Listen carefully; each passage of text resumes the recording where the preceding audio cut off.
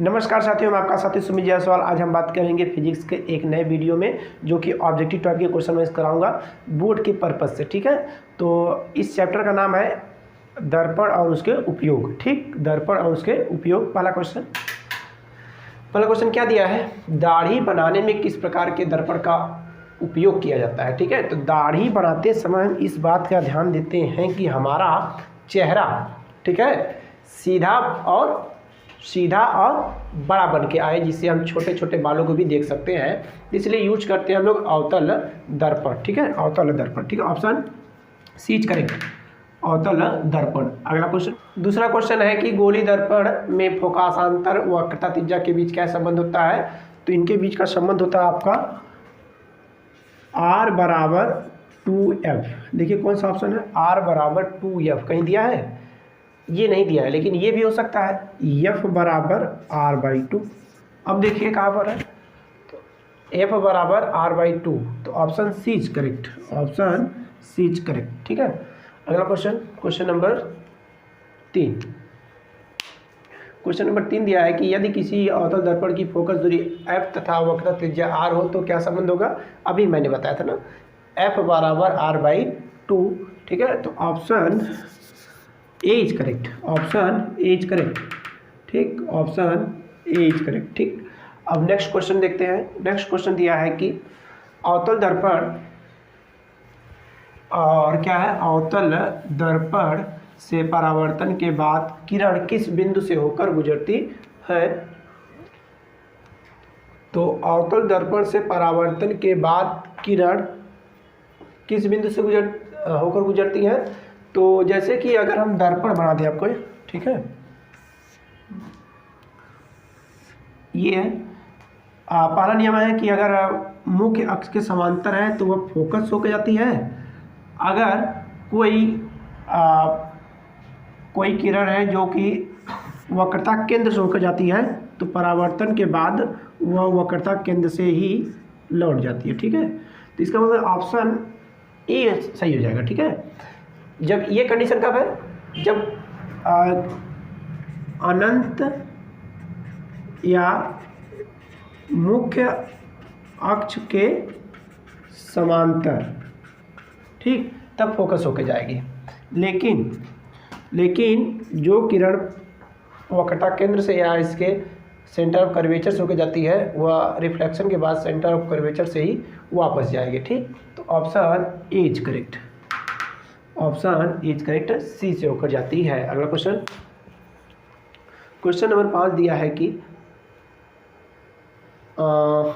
पीछे क्वेश्चन पीछे करिए।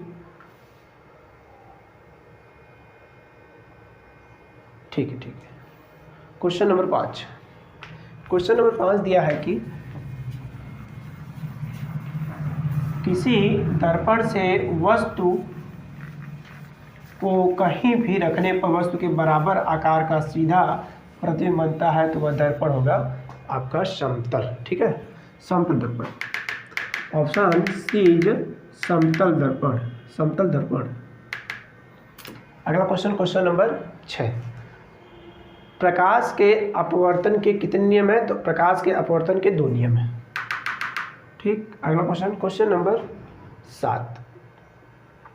प्रकाश का वर्ण विक्षेपण किस उपकरण से संभव होता है। तो यह होता है आपका प्रिज्म से। ठीक है, option C is correct, prism से। ठीक, क्वेश्चन नंबर 8। किसी गोली दर्पण की वक्रता त्रिज्या 50 सेमी हो तो उसकी फोकस दूरी क्या होगी।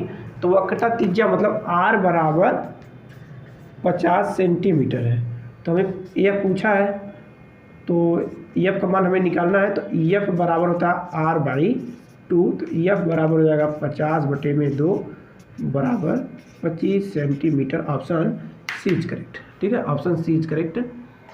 अब नेक्स्ट क्वेश्चन देखते हैं। नेक्स्ट क्वेश्चन दिया है कि 1 मीटर फोकस दूरी वाले उत्तल लेंस की क्षमता होगी। तो P बराबर होता है 1/f, ये मीटर में होगा। ठीक है, तो P बराबर हो जाएगा 1/1, तो इसका मतलब P बराबर 1 dioptre. Option B is correct. ठीक है, option B is correct. Question number 10। Question number 10 दिया है कि किसी उत्तल लेंस की फोकस दूरी हमेशा होती है, तो उत्तल लेंस की फोकस दूरी हमेशा होती है आपकी positive positive positive, option a is correct. ठीक है, पॉजिटिव होती है। अगला क्वेश्चन, क्वेश्चन नंबर 11, प्रकाश का वेग न्यूनतम होता है तो कांच में, ऑप्शन डी इज करेक्ट। ठीक है, कांच में। क्वेश्चन नंबर 13, निम्न में से कौन सा पदार्थ लेंस बनाने के लिए उपयुक्त नहीं किया जा सकता, तो मिट्टी। ठीक है, ऑप्शन डी दिया है मिट्टी। ठीक, क्वेश्चन नंबर 13 दिया है काल्पनिक प्रतिबिंब होता है, तो काल्पनिक प्रतिबिंब हमेशा सीधा होता है। ठीक है, सीधा होता है, ऑप्शन ए इज करेक्ट, सीधा। ठीक, क्वेश्चन नंबर 14, क्वेश्चन नंबर 14 दिया है कि किसी दर्पण से हमेशा वस्तु से छोटा प्रतिबिंब प्राप्त होता है, छोटा प्रतिबिंब प्राप्त होता है। किसी तो दर्पण कैसा होगा, वस्तु से हमेशा छोटा प्रतिबिंब प्राप्त होगा, तो वह होगा उत्तल दर्पण। ठीक है, उत्तल दर्पण। ठीक, क्वेश्चन नंबर 15, 4 डायोप्टर क्षमता वाले अवतल लेंस की फोकस दूरी होगी। देखिए, अवतल दर्पण सॉरी लेंस है ना, अवतल लेंस की जो फोकस दूरी एफ होती है वो आपकी निगेटिव होती है। ठीक है, जबकि उत्तल होगा अगर, तो उसकी क्या होगी फोकस दूरी, उसकी फोकस दूरी होती है पॉजिटिव। ठीक, तो इससे तो कंफर्म हो गया कि इसकी फोकस दूरी निगेटिव होगी।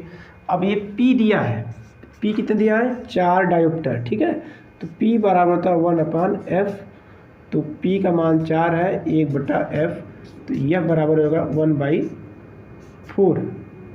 ठीक है, ये मीटर में है। ठीक, तो अगर इसको सेंटीमीटर बदलना हो तो क्या करेंगे, क्या करेंगे बताइए, तो क्या करेंगे, इसको हम लोग ऊपर 100 से गुणा कर देंगे। ठीक है, तो ये फोकस दूरी आपकी हो जाएगी 25 सेंटीमीटर। ठीक है, 25 सेंटीमीटर, तो option B is correct, option B is correct. ठीक है, अब इसके बाद हम नेक्स्ट क्वेश्चन देखते हैं। क्वेश्चन नंबर 16 दिया है कि किसी उत्तल लेंस का फोकस अंतर मतलब फोकस दूरी एफ दिया है, आपका कितना दिया है, आपका फोकस दूरी दिया है 50 सेमी, तो निकालना है इसकी क्षमता। तो एफ दिया आपका, एफ बराबर 50 सेंटीमीटर, तो पी पूछ रहा है, तो पी बराबर होता है 1/f, तो पी बराबर हो जाएगा 1/50, तो पी बराबर आपका हो जाएगा, इसको जब हम करेंगे 100 से मल्टीप्लाई तो ये हो जाएगा सेंटीमीटर ना, तो ये भी सेंटीमीटर में है, तो ये हो जाएगा 2 डायोप्टर, क्योंकि 50 गुना 100। ठीक है, 2D लेंस कैसा है, उत्तल है, सिर्फ ये प्लस वाला होगा। ठीक है, 2D हो जाएगा, ऑप्शन डी इज करेक्ट। ठीक, क्वेश्चन नंबर 17, क्वेश्चन नंबर 17 दिया है कि किस दर्पण से वस्तु का बड़ा प्रतिबिंब प्राप्त होता है, तो दर्पण होगा वो आपका अवतल। ठीक है, ऑप्शन बी इज करेक्ट, अवतल दर्पण। ठीक, क्वेश्चन नंबर 18, 2D क्षमता वाले लेंस का फोकस अंतर होता है, तो 2D क्षमता वाले लेंस का फोकस अंतर हो जाएगा आपका P बराबर 1/f, तो F बराबर हो जाएगा 1/p, तो F का मान हो जाएगा 1/2, और इसको करेंगे 100 से मल्टीप्लाई तो हो जाएगा 50, तो F बराबर हो जाएगा 50 सेंटीमीटर, तो option D is correct, option D is correct. Question number कौन सा है, 19, क्वेश्चन नंबर 19 दिया है कि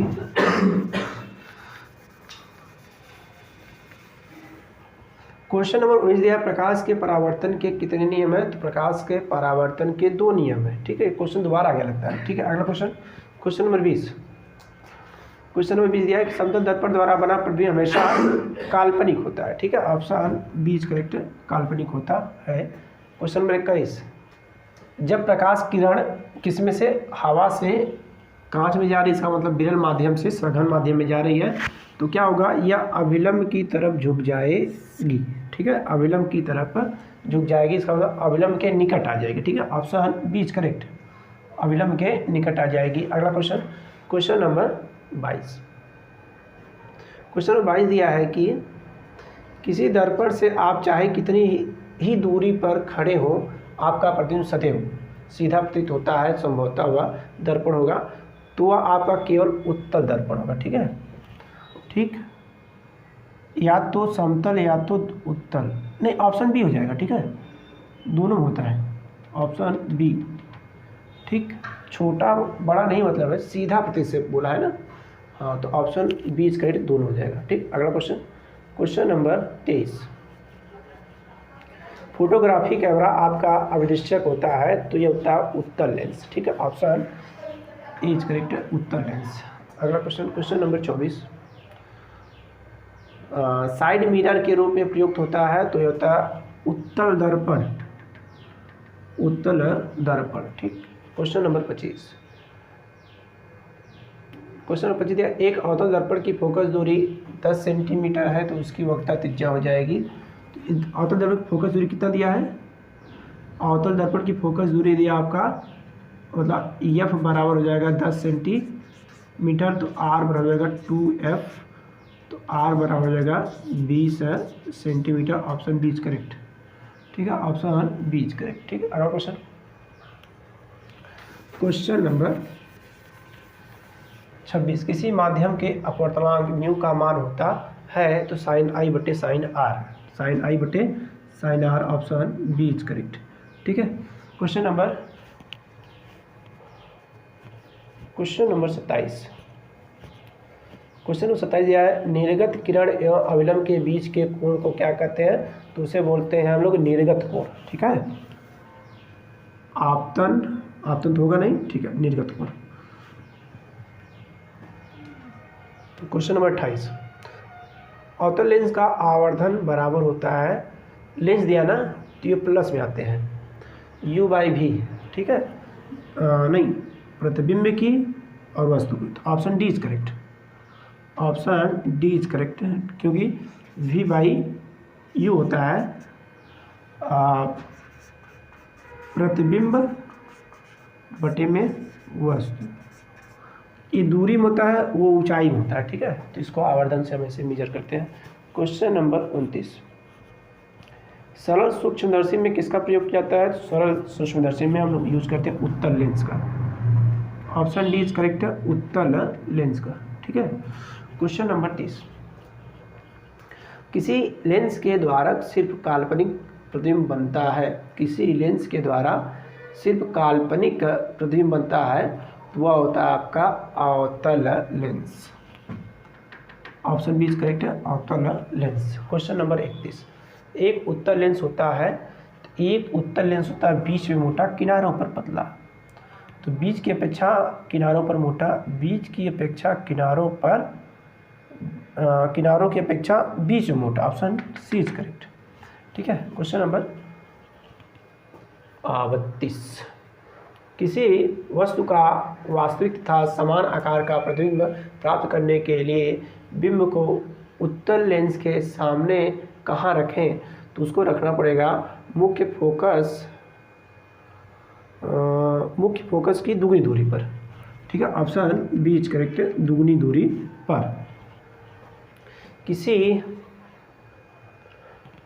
किसी वस्तु का अवतल दर्पण द्वारा बना प्रतिबिंब आभासी, सीधा तथा बिंब से बड़ा पाया गया, तो वस्तु की स्थिति कहाँ होनी चाहिए। अच्छा, अवतल दर्पण दिया, ठीक है, जो दर्पण दिया रहता है और आभासी तभी बनता है जब वस्तु को ध्रुव और फोकस के बीच रख दिया जाए, ऑप्शन डी इज करेक्ट, ध्रुव और फोकस के बीच।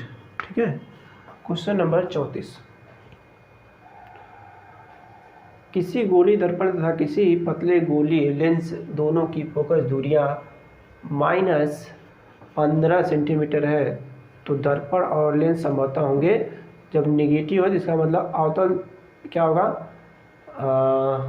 लेंस होगा, अवतल लेंस होगा। अवतल लेंस कौन से है,